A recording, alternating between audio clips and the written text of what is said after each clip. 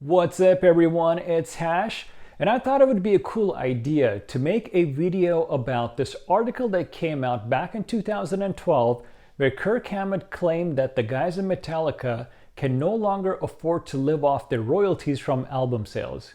Just like most people, I thought that Metallica had already made a gazillion dollars because at this point in 2012, when this article was written, Metallica had already sold over 100 million records. So I took a deep dive into some of the financials of this band during their rise to success and tried to better understand what kind of contracts they signed, who funded this band, who got what out of this band, to better understand why Kirk Hammett would make such a comment. Now, 2012, when this article was released, is a really important year for the guys in Metallica, probably even more important than their first album coming out or the Black Album being released, because in 2012, Metallica finally got ownership of their master recordings, which they had not had since 1984.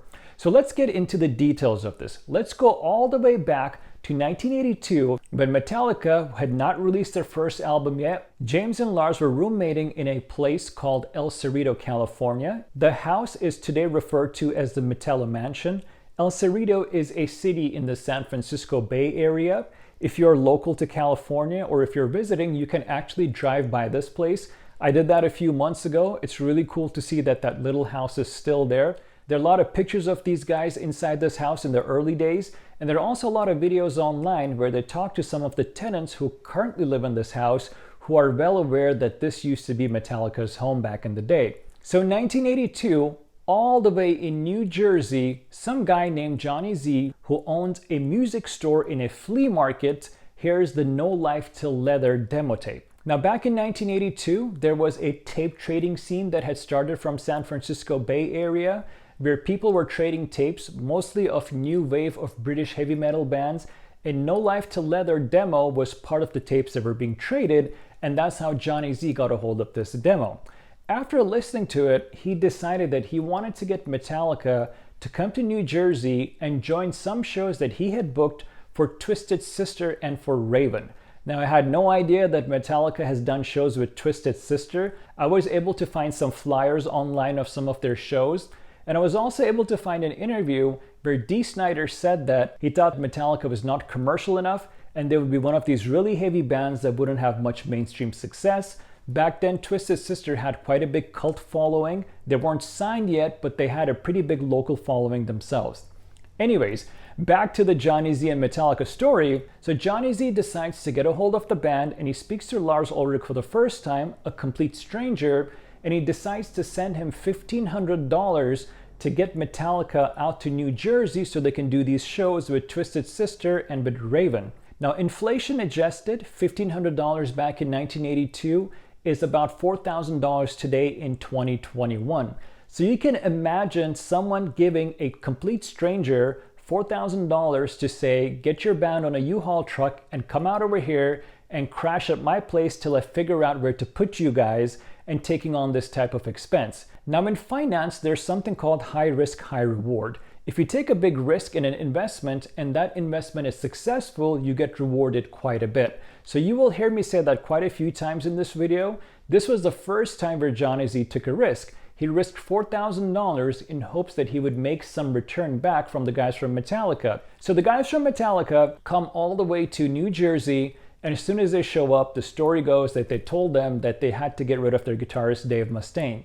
So if you just think about this for a second, if you're the person who just gave $4,000 to a complete stranger and told them that you can come to my house and sleep here till I figure out what to do with you, and as soon as they show up, they tell you that, hey, we need to get rid of our guitarist, you may start thinking, do I even have a full band on my hands now? Also, there are stories of the guys getting drunk around his music store and Johnny Z's family members asking Johnny Z if he was sure about what he was doing with these guys and if this was a good decision or not. But anyway, Johnny Z continues on with his vision. He books a few shows for the guys in Metallica, he sees the reaction from the crowd, and then he decides he's going to help this band get a record deal so the whole world can hear this music. Now, Johnny Z reaches out to A&R representatives from big and small record labels. That is the person who works for a record label who goes out and tries to find talent for the label. So he contacts as many people as he can. He takes the No Life to Leather demo, plays it for them, but all the record labels he talks to tell him that the band is not commercial and they don't think that they'll be able to make any returns or any money from this band. And therefore Johnny Z decides that he has to now take it upon himself to support these guys and to also put out their first album. The issue was Johnny Z did not have much money. Now, the cost to record Kill 'Em All back in 1983 was about $15,000. Inflation adjusted to 2021 dollars, that is $40,000.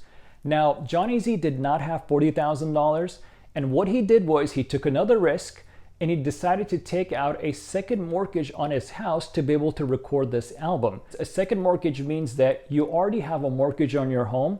You don't own it, the bank owns it, you're making payments on that home loan, and then you go to a second bank and you ask for some more money on the same house, on the same collateral that you already have a loan for. So what that means is, if you default on either your first or your second mortgage, you may lose your house. So Johnny Z takes on a huge risk, takes out a second mortgage on his house to get the $15,000 the band needed to record their first album.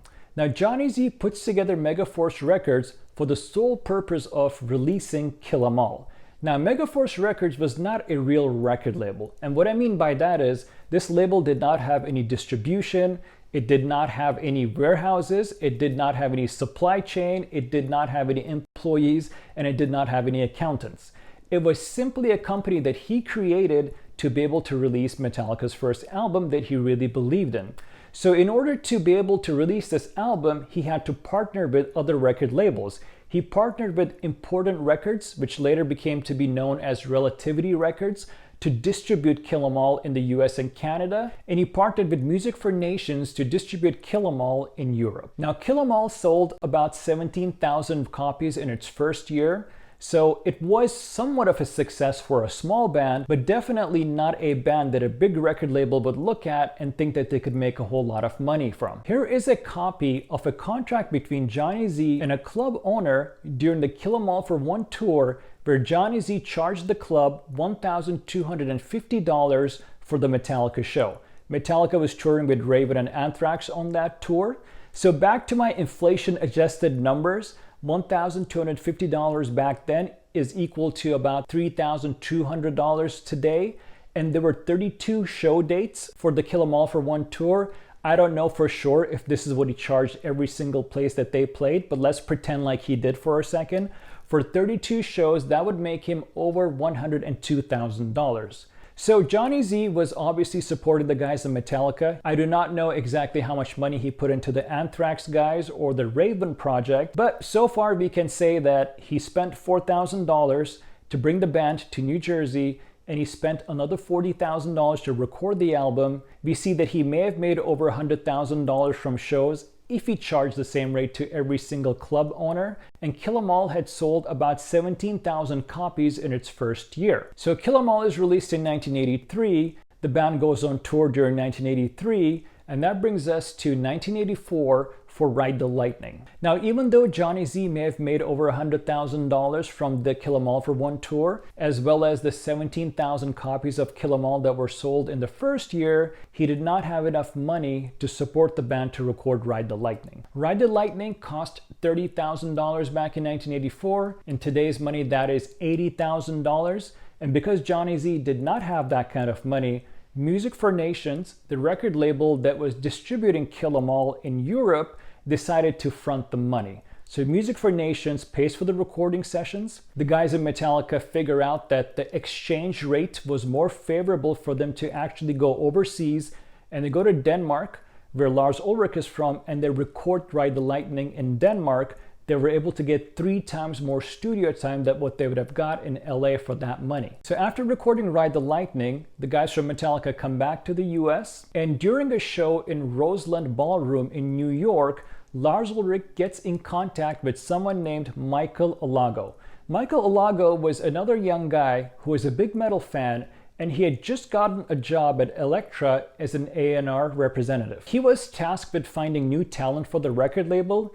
He had seen Metallica in San Francisco before, and he had given Lars Ulrich a business card saying that if he ever wanted to talk about being on a big record label, he should get in touch with him. So Lars Ulrich contacted Michael Alago right before the show. Michael Alago attended the show. He also got other executives from the record label to attend the show so they could see what he was interested in. And a day after the show, Michael Alago and the guys in Metallica meet at some office and they decide that they want to work out a deal. So after this meeting, Michael Alago contacts Johnny Z, and Johnny Z says, I have the next biggest band for you. They're on my label. I discovered them. I need your help because they're becoming too big for my record label, and this band is called Raven. Now, obviously, Michael Alago was interested in Metallica, and that's why he had reached out to Johnny Z, but he decided to listen to Raven anyway, and he gave Johnny Z $5,000 so Raven could record a better demo. So Johnny Z and Raven record a better demo for Elektra Records. They send it over to Michael Alago, and Michael says that he likes the recording, but he breaks the news that he has already talked to the guys at Metallica and that he is really interested in signing Metallica to Elektra Records, and that the band is also interested in moving over. So Johnny Z gets extremely upset. He cusses Michael Alago out and he tells him that he's going to sue him, which he can because Metallica was signed to Megaforce Records.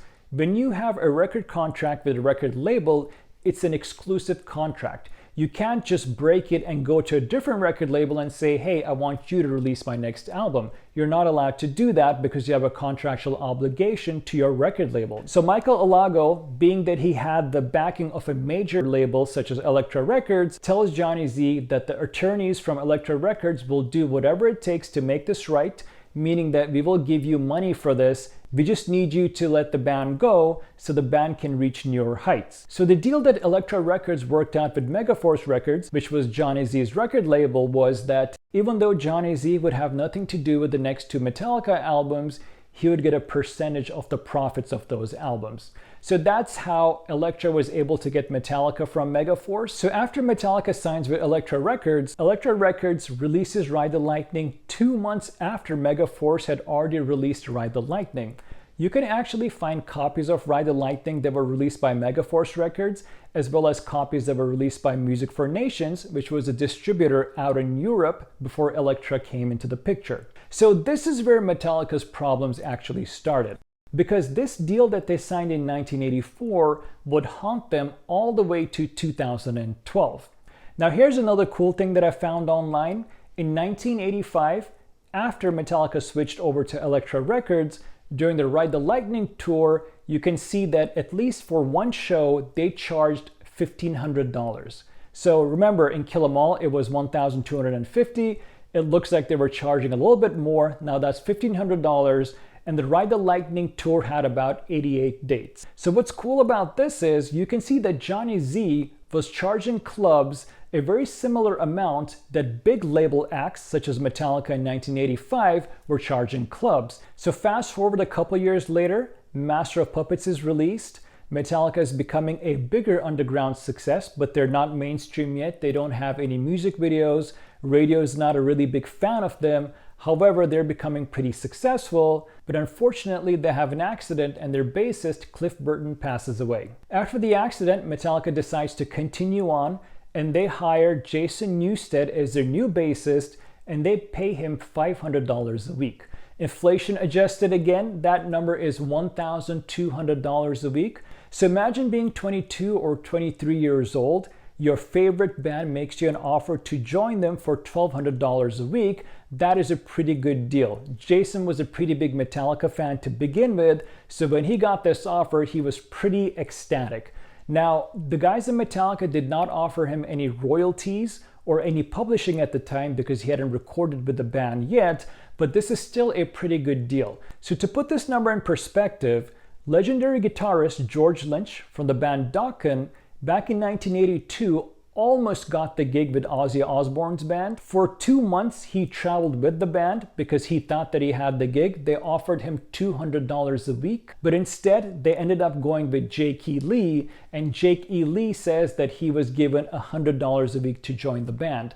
$200 a week back in 1982, when George Lynch almost joined Ozzy, is equal to $500 today. So you can see that even though Metallica was not selling as many records as Ozzy had already sold, they gave Jason a better deal than what George or Jake were getting from Ozzy. Now, Jason Newsted was eventually able to get royalties on Metallica albums after he started playing on them. Now, let's fast forward to 1994. The Black Album has already been released, and at this point, Metallica has sold over 40 million albums worldwide. Metallica sued Elektra Records, claiming that they were holding Metallica to the same deal that they signed back in 1984, and that was no longer fair for the band because they sold too many records to be only getting paid 14% royalties per album. Metallica's royalty rate was 14%. Most bands on major labels can get anything between 10 to 20%. Metallica claimed that the record label took advantage of them and told the band that if they wanted to be part of the Elektra Records family, they would have to sign a long-term contract, meaning that they would have to release multiple albums, not just one or two. And Metallica did not like that because in 1994, they had already become a huge success. The Black Album was doing phenomenal, and they thought that they should be getting a bigger share of their album sale royalties. Now, Metallica had negotiated a deal with the CEO of Elektra Records where Metallica would enter a joint venture with Elektra and they would share profits going forward. However, the CEO leaves Elektra Records and a new management team comes in 1994 and tells Metallica that there is no new deal and that they have to stick to their initial contract, which was signed back in 1984, where the record label takes the risk for their next album, pays the money up front, and as Metallica sells albums, the record label will recoup a lot of their expenses, and based on the risk that the record label took, they will first pay themselves and then give a 14% share to Metallica. Now, I want to take a minute to talk about the big record label business model that used to be in effect in the 80s and 90s. Now, big record labels still do exist today, but the business model has changed quite a bit because most sales are now on digital platforms. But back in the day, when albums, CDs, and tapes were being sold, record labels would spend anywhere from $500,000 to over $1 million for a band or an artist to record their album. Now, the record label would give the band or the artist an advance. The advance is meant to cover the expenses for the band to live and also the recording expenses. Now, the record label will spend money on promoting the album, pressing the album, the CDs or tapes or records. They'll also pay for tour support and they'll also pay for distribution. So once the album starts selling, the record label first has to pay itself back before it pays any money to the artist. Artists can get anywhere from 10 to 20% in royalties. In Metallica's case, it was 14%. Now, from the artist royalties, the record label will also deduct packaging, and then the artist has to pay the record producer, they have to pay their managers, their lawyers, and I found this really cool pie chart that you can see, which breaks down a very simple example of what happens when a band starts selling records on a big label. As you can see, once the money gets divided between the band members, there's not a whole lot left after you sell millions of records. The band does not make a whole lot of money. A band can sell 2 million records and still not get any money at all. Record labels use this business model because they claim that they're taking a really big risk because 85% of all acts signed to big labels usually fail. That's why the record label has to be able to take a bigger sum of profits from their more successful artists. So once again, high risk, high reward. The record label says, I'm taking the risk here, I'm paying out millions of dollars for your album as well as for your expenses. So when the album starts selling, first you need to pay back my expenses and you have to pay me back for the big risk that I took. Now, Metallica's argument was this whole model is based on the record label taking a big risk with an artist that may not sell enough records to pay back the record company. There isn't much of a risk to take anymore with a band like Metallica because they had already sold over 40 million records. They had never been in a situation where they were not able to cover all the costs that the record label had spent for releasing their albums. So this dispute went on for a while. And eventually, Elektra Records and Metallica did come to a settlement. Metallica was given a larger share of royalties. This amount was never published. And they were also promised to get control of their master recordings in 2012. So back then, Elektra may have thought that Metallica may not have that big of a shelf life left after 2012 because they agreed to give Metallica their master recordings back. Not every band is able to get back their master recordings, but in this case, Metallica was able to negotiate that. So that that brings us to 2012, where Kirk Hammet in an interview said that the band can no longer afford to live off their royalties. Now in 2012, as I mentioned earlier, Metallica gets ownership of their master recordings. The same year they put their music on Spotify, and they come out with Blackend Records, which is their own record label. So I can only imagine that since 2012 all the way to 2021, with all the albums that Metallica has sold on the new record label, they probably are getting much more in royalties than they used to get from their old record label, Elektra Records. Now, something that I found that was really interesting is Ron McGovney, who was the first bassist for Metallica, who played on the No Life Till Leather demo tape, posted a picture of an invoice that he got from Blackend Records, which shows that he owes the record company $500. The reason for this is because Metallica ended up releasing the No Life Till Leather demo tape for people to be able to buy. So Ron McGovney is seeing that Blackend Records, who released the No Life Till Leather demo tape, has spent more money promoting and distributing it than money that they've actually made on the sales. So as a result, Ron McGovney owes $500 to the record label. So what happens with this money that Ron McGovney owes Blackend Records, or money that other bands who sold millions or who may have not sold millions that owe their record labels? Nothing really happens, because the record label is not going to chase you for that money. It doesn't go on your credit reports, but what happens is you're usually under an exclusive contract with your record label, just like Megaforce Records and Elektra Records had Metallica under an exclusive contract. So that means that you still have to release your music under this record label, and they're not going to give you any more money until they pay themselves back for the money that you already owe them and the other money that you will owe them for your next album. Anyways, I hope that was educational for you metalheads. I thought this was an interesting topic and an interesting headline to visit, to see what happened with these guys during their rise to fame. I think it's safe to say that they're pretty well off today. I'll catch you guys next time. Take care.